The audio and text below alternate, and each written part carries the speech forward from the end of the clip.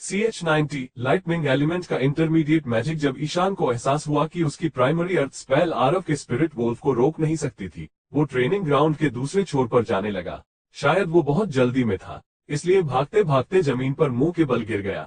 जब वो खड़ा हुआ तो उसका चेहरा गुस्से से लाल हो गया और वो अपने नेबुला में स्टार पाथर को एक दूसरे से जोड़ने लगा था। धीरे धीरे उसके पैरों के नीचे एक स्टार एटलस आ गई। उसकी आंखों में आरव के स्पिरिट वोल्फ के लिए नफरत साफ झलक रही थी। तुमने मुझसे पंगा लिया है ना? अब देखना मैं तुम्हारा क्या हाल करता हूँ और तुम लड़के, तुम्हारे इस पहले समन बीस्ट को मैं मौत के घाट उतारूंगा, फिर देखता हूँ कि तुम क्या करते हो, ईशान ने कहा। ये क्या इंटरमीडिएट मैजिक? एग्जामिनर्स ने चौंक कर कहा।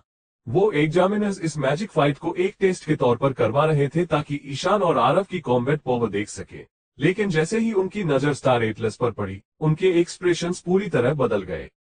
जैसे ही राम सिंह ने देखा कि उसके ईशान बाबा अपना इंटरमीडिएट मैजिक इस्तेमाल कर रहे हैं, वो अपना सिर हिलाने लगा। उसने सोचा था कि उसके ईशान बाबा अपने अर्थ एलिमेंट की मदद से आर्केन मैजिक यूनिवर्सिटी में एडमिशन ले लेंगे, लेकिन आखिरकार उसके ईशान बाबा को अपनी असली शक्ति का इस्तेमाल करना ही पड़ा। ये तो आइस एलिमेंट है और ये आइस का इंटरमीडिएट मैजिक है, एक एग्जामिनर ने कहा।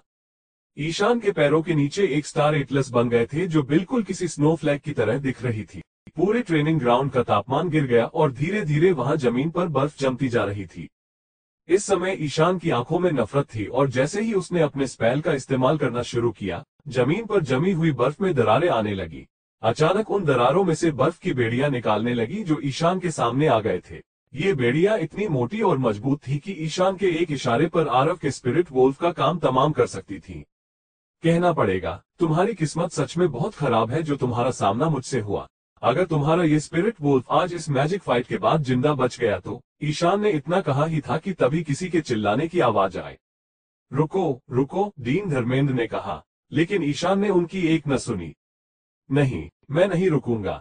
ये एक मैजिक फाइट है, कोई मजाक नहीं। आज मैं इस लड़के को सबक सिखा कर रहूंगा, ईशान ने कहा। दीन धर्मेंद्र ट्रेनिंग ग्राउंड की तरफ भागने लगे थे। ईशान को लगा कि वो उसे रोकने आ रहे थे, लेकिन कुछ ही पलों में उसे एहसास हुआ कि वो काली शर्ट वाले लड़के यानी कि आरव की तरफ भाग रहे थे। आरव, शांत हो जाओ। रुको, दीन सूर्यकांत ने खड़े होकर कहा। उन्हें आरव को रोकते हुए देखकर ईशान हैरान रह गया था। आखिर ये चल क्या रहा है? ये लोग उस गरीब समरण को रोकने के लिए क्यों कह रहे हैं? ईशान सोचने लगा। वो आरव के स्पिरिट वोल्फ को मारने में इतना फोकस हो गया था कि उसने देखा ही नहीं कि आरव क्या कर रहा था, लेकिन जब उसने देखा तो वो देखता ही रह गया। आरव के पैरों के नीचे एक बेहद खूबसूरत पर्पल स्टार एटलस था और उसके शरीर के चारों तरफ इलेक्ट्रिक स्पार्क्स थे।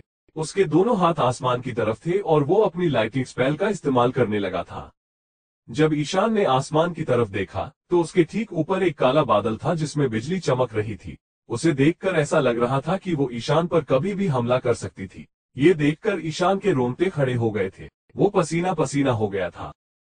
शीट, ये तो लाइटनिंग की इंटरमीडिएट स्पेल है, थंडर बोल्ट, ईशान ने मन में सोचा।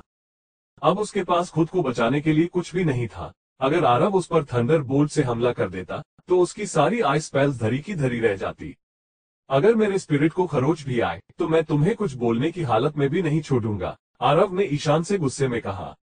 आरव को लगा था कि वो अपनी लाइटनिंग के बारे में यहाँ किसी को भी नहीं बताएगा, लेकिन ईशान ने तो पहले दिन ही उसे अपनी शक्तियां इस्तेमाल करने के लिए मजबूर कर दिया था। आज इस मोटे की वजह से मुझे अपनी शक्ति दिखानी पड़ी, वरना ये तो मेरे स्पिरिट वोल्फ के साथ न जाने क्या करता। आरव को लगा था कि सिर्फ उसे ही शो ऑफ करने में मजा आता था, लेकिन ईशान तो उससे भी बड़ा शो ऑफ करने वाला निकला। लेकिन उसने एक गलती कर दी। उसने ये नहीं देखा कि आरव एक लाइटनिंग मैजिशियन है। पूरे ट्रेनिंग ग्राउंड पर शांति छा गई थी। सारे एग्जामिनर के चेहरे देखने लायक थे। कुछ देर पहले तक तो उनके सामने प्राइमरी मैजिशियंस थे जो अपनी शक्तियां दिखा रहे थे और अगले ही पल वो दोनों इंटरमीडिएट मैजिशियंस में बदल गए थे जो एक दूसरे की जान लेना चाहते थे। राम सिंह तो बेहोश होते होते बच गया था। उसे अपने ईशान बाबा की शक्ति का अंदाजा था और वो नहीं चाहता था कि उसकी शक्ति सबके सामने आए। लेकिन किसने सोचा था कि एक ही झटके में उसका पूरा रौब और घमंड बाहर आ जाएगा। जो उसे आम सा समरण मैजिशियन लग रहा था, वो असल में एक लाइटनिंग मैजिशियन था। उससे आरव को पहचानने में बहुत बड़ी भूल हो गई थी। जैसे ही उसने देखा कि आरव अपनी लाइटनिंग स्पेल का इस्तेमाल कर रहा था, उसने अपनी बर्फ की बेड़ियों को वापस खींच लिया और वो बुरी तरह से डर गया था। स्पिरिट वोल्फ, मेरे पास वापस आ जाओ। तुमने आज बहुत बहादुरी से इस लड़के का सामना किया। आरव ने अपने स्पिरिट वोल्फ को इशारा करते हुए बुलाया। आरव की आवाज सुनते ही स्पिरिट वोल्फ आरव के पास जाने लगा। अब तक उस स्पिरिट वोल्फ की आंखों में नफरत थी, लेकिन आरव को देखते ही उसकी आंखों में इज्जत छलकने लगी। एक शक्तिशाली मालिक का होना किसी भी समन बीस्ट के लिए बहुत इज्जत की बात होती थी। ये सिर्फ एक टेस्ट है, तुम दोनों शांत हो जाओ। आरव, वैसे तो मैं ये नहीं समझ पा रहा हूँ कि तुम जैसे लाइटनिंग मैजिशियन को समनिंग एलिमेंट से एडमिशन लेने की क्या जरूरत पड़ी, लेकिन हम तुम्हारे फैसले की इज्जत करते हैं और तुम्हारी काबिलियत को ध्यान में रखते हुए हमने तय किया है कि आज से तुम आर्केन मैजिक यूनिवर्सिटी के सबसे नए समरना बनोगे, डीन धर्मेंद्र ने मुस्कुराते हुए कहा। ईशान ने आरव को कम आंका, ये उसकी एक बहुत बड़ी गलती थी। आर्केन मैजिक यूनिवर्सिटी में कई टैलेंटेड मैजिशियन से भर रहा था, इसलिए आज नहीं तो कल ईशान को सबक मिलने ही वाला था। आरव से हारने के बाद उसे एहसास हुआ कि वो इस दुनिया का इकलौता मैजिशियन नहीं था। ईशान, हमने तय किया है कि तुम्हें भी इस स्कूल में एडमिशन दिया जाएगा।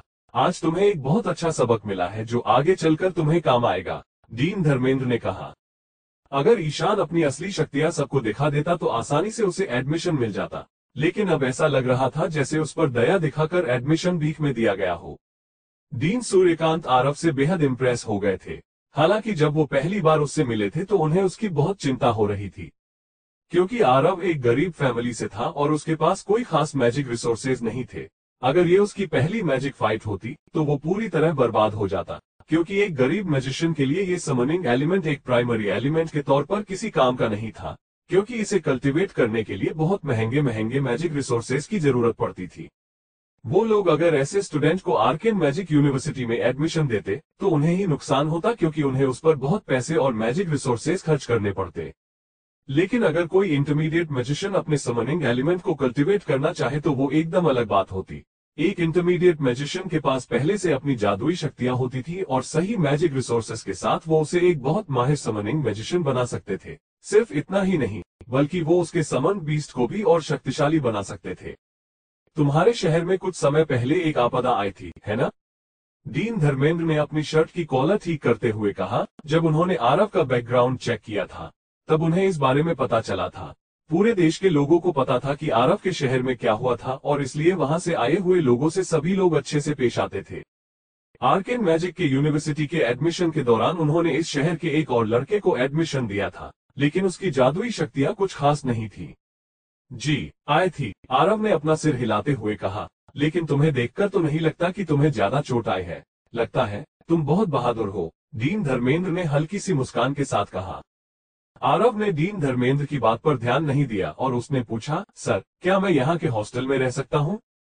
हाँ, बिल्कुल रह सकते हो। अनन्या ने मैजिक हाई स्कूल में एडमिशन ले ही लिया था और उसकी माँ अपनी नई नौकरी में बिजी हो गई थी। अब वो घर पर अकेला ही बचा था, इसलिए उसने सोचा कि यूनिवर्सिटी के हॉस्टल में रहना ही उसके लिए बेहतर होगा। आरव के ट्रेनिंग ग्राउंड से जाने के बाद डीन सूर्यकांत ने समनिंग डिपार्टमेंट के डीन धर्मेंद्र की तरफ देखकर कहा, ये लड़का कुछ खास है, इस पर खास ध्यान दीजिएगा। डीन धर्मेंद्र उनकी बात का मतलब समझ नहीं पाए थे, लेकिन इससे पहले कि वो डीन सूर्यकांत से कुछ पूछ पाते, वो वहां से जा चुके थे। डीन सूर्यकांत का मैजिक कल्टीवेशन लेवल बहुत हाई है। शायद उन्होंने इस लड़के में कुछ ऐसी बात देख ली हो जो हम नहीं देख पा रहे हैं, लेडी एग्जामिनर ने डीन सूर्यकांत को जाते हुए देखकर कहा।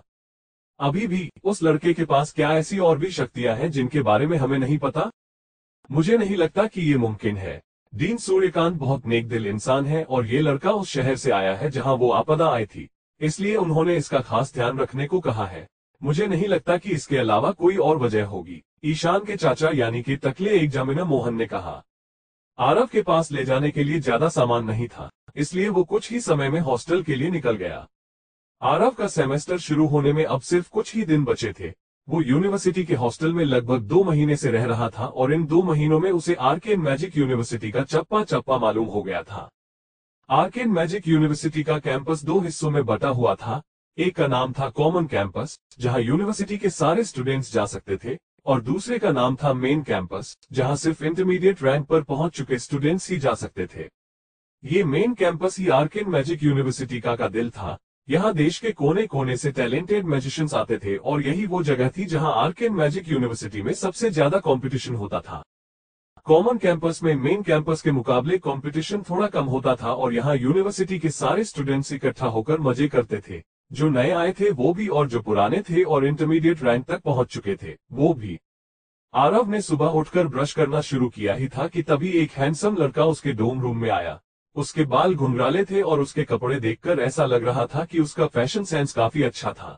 आरव ने उसे पहली बार देखकर ही सोचा, शिट, ये तो मेरे जितना ही हैंडसम है। अरे, मुझे तो लगा था कि मैं यहाँ सबसे पहले आया हूँ। खैर, मेरा नाम रुद्र है और मैं एक लाइट मैजिशियन हूँ, रुद्र ने मुस्कुराते हुए कहा। मेरा नाम आरव है, आरव ने ब्रश करते हुए कहा। तुम पहले ब्रश कर लो, तब तक मैं अपना सामान जमा लेता हूँ, फिर हम आराम से बैठकर बातें करेंगे, रुद्र ने हंसकर उसे जवाब दिया। रुद्र ने आरव के सामने वाला बेड चुना जो बालकनी के करीब था।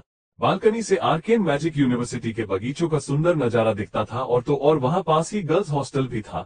अब तक आरव ब्रश कर चुका था और वो दोनों एक दूसरे से बात करने लगे थे। तुम एक समरण हो, मतलब मेरी कजेन ने सही कहा था। हमारे डोम रूम में अलग अलग एलिमेंट के मैजिशियंस होंगे, रुद्र ने एक गहरी सांस लेते हुए कहा। एक डोम रूम में 6 मैजिशियंस रह सकते थे। आमतौर पर स्टूडेंट्स को ऐसे डोम रूम दिए जाते थे जिससे सेम एलिमेंट के स्टूडेंट्स एक साथ रहें और एक दूसरे को आसानी से जान सके। लेकिन कभी कभी कुछ स्टूडेंट्स बच जाते थे और इसलिए उन्हें दूसरे एलिमेंट्स के मैजिशियंस के साथ डोम रूम में रहना पड़ता था।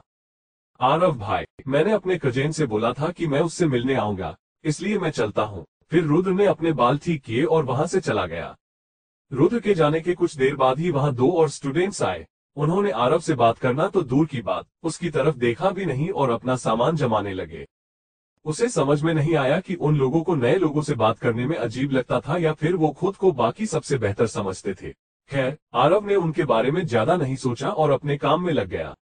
दिन निकलता गया। दोपहर के वक्त एक लंबा और पतला लड़का उनके डोम रूम में आया। उसने अपने बालों को गोल्डन रेड डाई करवाया था, जैसे वो सबको दिखाना चाह रहा हो कि वो एक फायर मैजिशियन था। वो उनके रूम में ऐसे आया था जैसे सारा का सारा हॉस्टल उसका ही था। वहां आकर उसने कुछ पलों तक डोम रूम को ध्यान से देखा और एक बेड की तरफ उंगली दिखाते हुए पूछा, ये बेड किसका है? आरव बाहर बालकनी में खड़ा हुआ था। उसने अंदर आकर कहा, ये मेरा बेड है। तुम्हारा एलिमेंट क्या है? उस लड़के ने पूछा। समनिंग एलिमेंट, आरव ने जवाब दिया।